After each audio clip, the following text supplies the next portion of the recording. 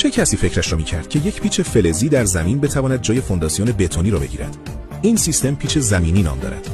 فونداسیون‌های سنتی نیاز به گودبرداری، کامیون بتون، چند روز زمان برای خشک شدن و حیاتی دارند که در پایان شبیه منطقه جنگی کارگاهی می‌شود.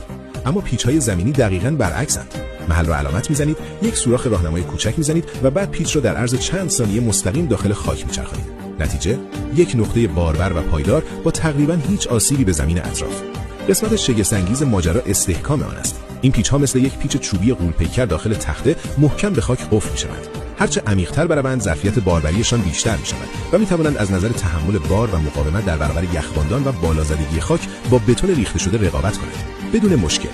در اروپا این روش عملاً به یک استاندارد تبدیل شده و از نظر زیست محوری هم بسیار بهتر است. بدون سیمان، تقریباً بدون آلودگی و مهمتر این که می‌توانید بلافاصله بعد از نصب شروع به ساخت و ساز کنید. اما ویژگی قاتل واقعی اینجاست: قابل جداسازی و استفاده مجدد.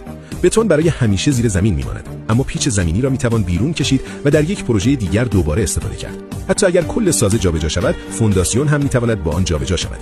به همین دلیل است که کشورهای بیشتری از کندن زمین به سمت پیچ کردن فونداسیون میروند.